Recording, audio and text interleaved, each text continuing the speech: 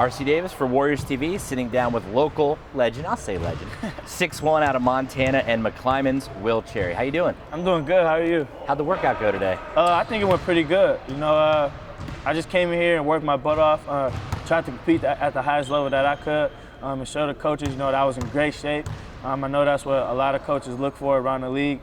You can't come in here tired and exhausted. You want to move on to one drill after the next and keep that pace up.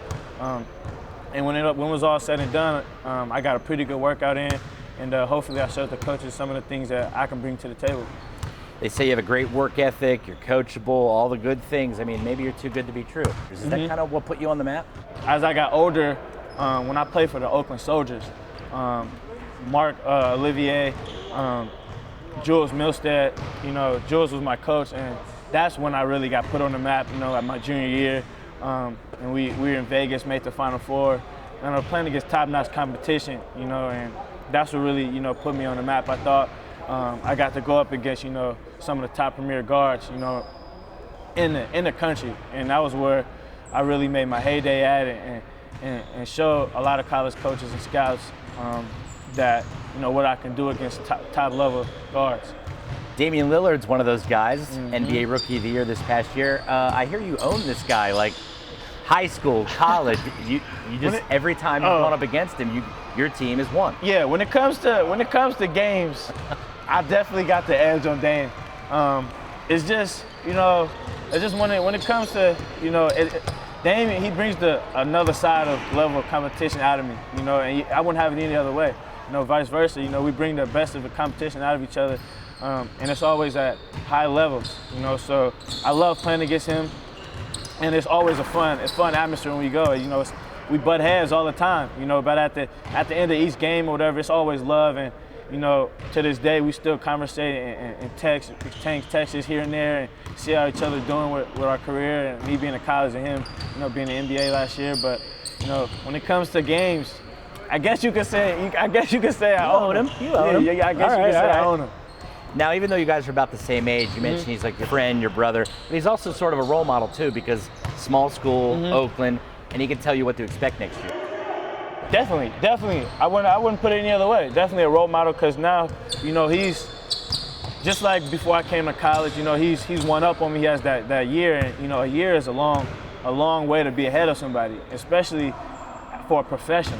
Now that he's been in 82 games of NBA, and that's hard to do. It's a lot of stuff that come with that, and he's playing at a high level, on the highest level, and basically in the world. So he's definitely give me a lot of advice on what to expect in different situations, what to do when it comes summer league time and stuff like that. And those type of things we have discussed and kind of talked about, and he gave me a few pointers when he was going through the process last year with the workouts and everything, going the NBA Combine. He was giving me a lot of pointers, when he came back and saw me, at Pro-Am or whatever the case might be. So he's definitely a role model, and the advice given from him, you're gonna take that in and soak that up like a sponge. How can't you, right? Yeah. I mean, let's talk about your game a little bit. They say you're an elite on-ball defender, quick first step, NBA body. Is all that you feel accurate? Yeah. As far as the NBA body goes, that's something I have to work for. I came in at college, a scrawny little kid, skinny, but I was ready, to hit the weights, and get ready for that, lifestyle. And I had a goal, coming in to get to 180, 185, and now I stepped on the scale today. I was 186, so I guess I'm right at my goal, as coming in, doing these workouts and everything.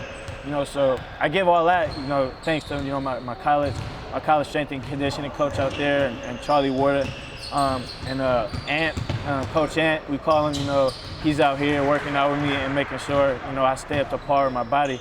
And as far as being an on-ball defender, that's something I pride myself on. I mean, that's your calling card. That's what's going to get you noticed in workouts like this. Yeah, that's what I pride myself on. And you said you talked to Brandon Brooks. And Brandon Brooks, he had a lot to do with that. Him and Dwight McDaniel, my two high school coaches, they taught us from day one, you hawk the ball handler from baseline to baseline. That's how I was taught, and that's how I was raised. And they instilled that pride of defense in me and all my teammates at the time, from day one. And that's just something I took pride in And if I get scored on, that's something that, that's kind of hurt. Yeah, I take that personal, and okay, you're not going to score the next 2-3 possessions, so those things, that thing right there is what I pride myself on. Coach Metzger-Jones said when you got to school, you were a complete non-shooter, but you hit the shooting gun every offseason, and now after 4 years, you're a complete shooter. Yeah, Jono had a lot to do with that. My freshman year, coming in, it was a transition, to change my shot from high school, because I didn't have the most fluent shot. It wasn't that pure, and so I just kept working at it. And I know my sophomore year coming in, that's when Jono Metzger-Jones came in that summer from Santa Barbara. And the first thing he did was put me in his office. He said, "Are you willing to, work on your shot? Because if so, I'll get you. I will make you better." I said, "Yeah, let's do it." I remember before he came, instead of coming back home in August, I stayed out there in the summer and just stayed in the gym. And I didn't leave the gym until I made 500. I didn't leave until I didn't shoot 500. I left until I made 500. So I was in the gym sometimes for 3.5 hours, and if I didn't hit 500, then I wasn't leaving the gym. And I thought that dedication, really got me going, got me with the reps, muscle memory, and then Jono just came in and took it to a whole nother level. Well, your career culminated with the trip to the tournament against Syracuse. Yeah, we got our butts kicked, but I don't know how many college players over their 4 years can say they've been in 4 of their conference championship games and been to the tournament 3 out of the 4 years, coming from a mid-major school. So that's something I pride myself on very much, saying I made it to the dance 3 out of my 4 years. Was it the Darren Williams Skill Academy where you went up against the likes of Trey Burke, Ray McCallum, Phil Pressey? Is that when your dream became a reality in your head that, wow, I belong? Oh, definitely. When you get invited to that camp, it's like, okay, now I'm here. Now I've arrived. Now I need to, now everything I work for is now I get to showcase it and go up against, premier guards in the country. And when you come from a small school, such as University of Montana, you go in there with a chip on your shoulder, bigger than a cinder block. You go in there with a chip on your shoulder, and like it's something to prove, because those kids and those guards are already playing in top-notch, conferences or they're playing on TV, 2-3 times a week or a weekend, every other weekend. So they're playing against other guards, in the conference, and they're getting notarized by all these ESPN analysts and everybody. So, you don't always get that luxury. So you go in there, you gotta go in there with a chip on your shoulder and prove to everybody at that little camp or combine, whatever you want to call it, that you belong. And I thought I did that. And all I wanted to do, I didn't want to go out there and be somebody I wasn't and try to do things out of my character, try to show up. My main thing when I went in there was to go in there and be solid, and then go in there and play good defense on those guards and let them know, that I'm here and Will Cherry is going to be, somebody that you're going to have to look out for in the future. You were not only a camper at Warriors basketball camp, but then you became a coach later on. Talk about your Warrior camp experience and how possibly it got you to this point. The Warriors camp experience from when I was 8 or 9, that was crazy. I went through the Boys and Girls Club, 24th and Market. So we got to come this every summer. And I look forward to this every summer, coming to here, playing with other kids and showing my skills off and winning a lot of awards. That's something I really did. I can remember going up for one award, sitting down and going up for the next, sitting down and just keep continuously going and going and going. And that's something, I really loved and pride myself. I can remember Jeff Adiego just handing me award after award after award.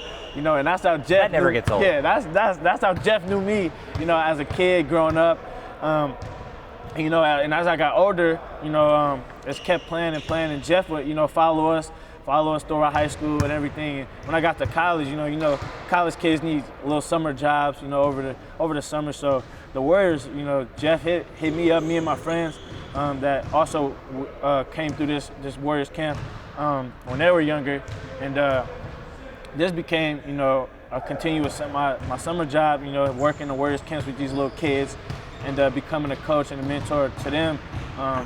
You just look at these kids and see where they're sitting, and you catch yourself smiling or chuckling to yourself, just going back in time and and looking back when you were one of those kids sitting down there, 10 years ago. So that's always fun to come back here, your old stomping grounds, and give back to the community with those mentors that gave back to you at that same time. How will you be spending draft night? Me? I'm just gonna be chilling. I'm gonna be in the house with family and friends. I know my girlfriend comes down for that weekend. And With your phone charged, ready? Yeah, so I haven't seen her since I graduated, and we both went our separate ways. So that'll be fun. I'll just be really kicking back and chilling with the family and just watching the draft take place. Hey man, wish you all the luck in the world. I know the Bay Area is pulling for you. Another local guy done good. Take care, Will. Thank you, I appreciate it. He's Will Cherry. I'm RC Davis for Warriors TV.